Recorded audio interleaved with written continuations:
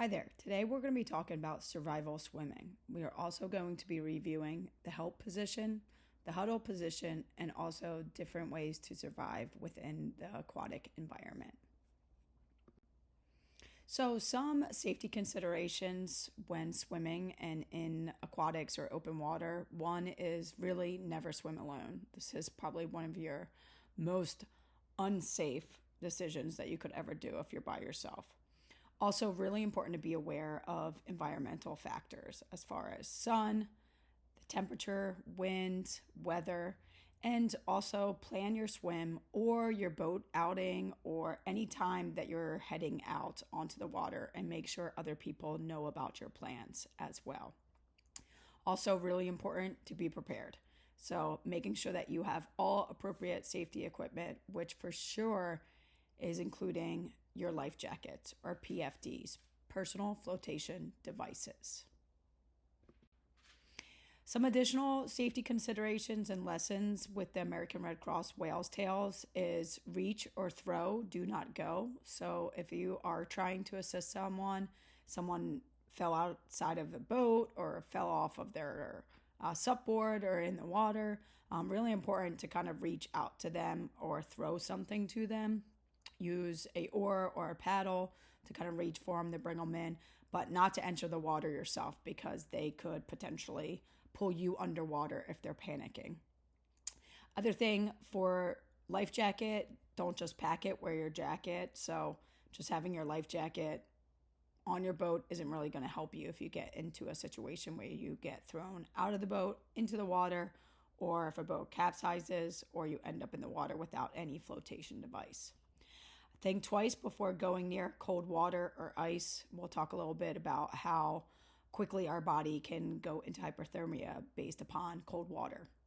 And then look before you leap. So being aware of what's underneath of you when jumping into water. Also, when swimming in open water, navigation and sighting is really important. So really making sure that you find some sort of prominent landmark or stationary object to assure you're swimming straight or swimming in one direction. That could be for survival swimming, or even if you're doing a triathlon or competition in open water. Also, if you feel that you're starting to lose your energy or lose your breath, it's important to switch from a powerful stroke like freestyle to a more resting float like breaststroke or elementary backstroke. And if you reach exhaustion, most important is to float and get your head out of the water. So we talked a lot about treading water. Again, this is a great way to be able to survive in the water. However, this is pretty temporary because it does use a lot of energy treading water. So it's important that kicking and sculling is only done to the max amount to keep your head and face above water to breathe, and keeping your body relaxed as much as possible is going to help you in these situations. Remembering with treading water, you can do a scissor kick, moving your feet kind of back and forth, coming together. You could do the breaststroke kick, which kind of lifts your body up and then goes back down for a pause like a bobber. Or you can also do the egg beater or rotary kick. Very similar to the breaststroke kick, but just utilizing one leg at a time, kind of allowing your body to rock side to side. Next, we're going to get into the help position. So the help position is actually an acronym that stands for Heat Escape Lessening Posture. Most important thing with the help position is that if you have any sort of flotation device, you are trying to keep your core of your body warm. So with this, if you are alone, you're trying to protect the three major areas of heat loss, which is your groin, your head, neck, and your rib cage or kind of armpits.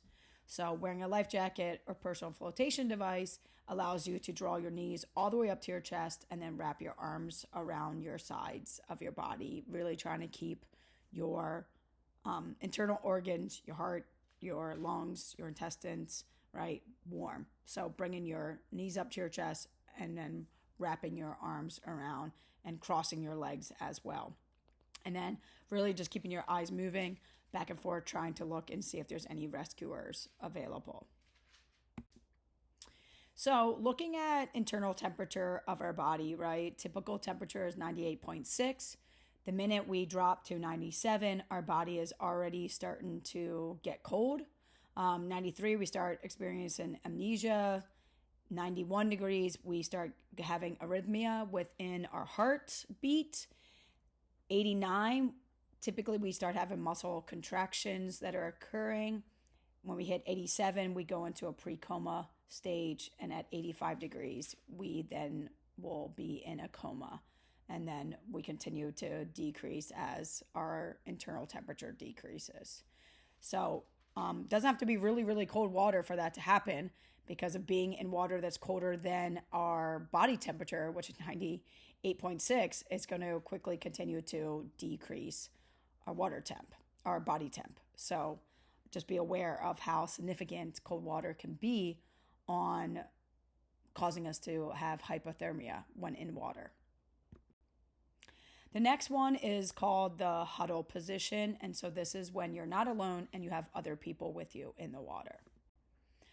So the huddle position, it really helps to decrease the loss of body heat, and it helps with increasing people's morale, confidence within the water, and it's easier for rescuers to spot a group of individuals than just one. So what you want to do is get everyone as close as possible together, keep your legs bent, and if you can, cross your legs or cross the legs of someone next to you, holding on to the person next to you to form a circle in your group, pressing your sides of your body or your chest together as much as possible, keeping your head out of the water. And really important, as always, with any emergency situation, trying to have just one person be the lead and control and kind of keep everyone listening.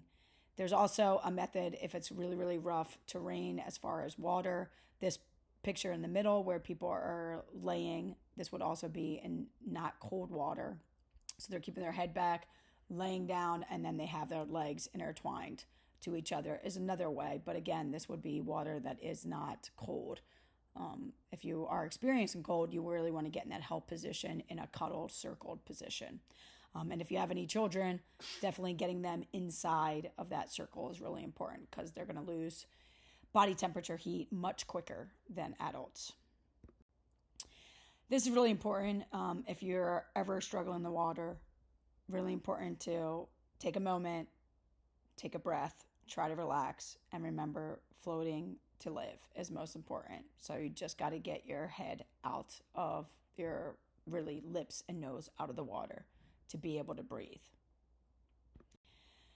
Also, if you don't have any flotation and you're not a great back floater, then a survival floating technique can be done where you're face down, which is easier to float on your stomach, putting your face in the water and then just turning to the side to take a breath when you need to. This also allows you to reserve a ton of energy as well. If you were to get into the water and you found something that you could float on, whether that be a piece of wood, whether that be a throwable flotation device, or actually a life jacket, this bottom picture shows you how to easily get a life jacket on when you're in the water and not able to stand. Worst case, if you have no flotation device whatsoever and you have clothing on besides your swimsuit, you can inflate your clothing to be able to utilize your clothing that you're wearing, shirts, pants, shorts, as a way to keep you afloat and not have to tread water and be able to keep your head out of the water. Please watch the attached video on how to utilize your clothing to be able to blow them up as flotation, to be able to survive in the water.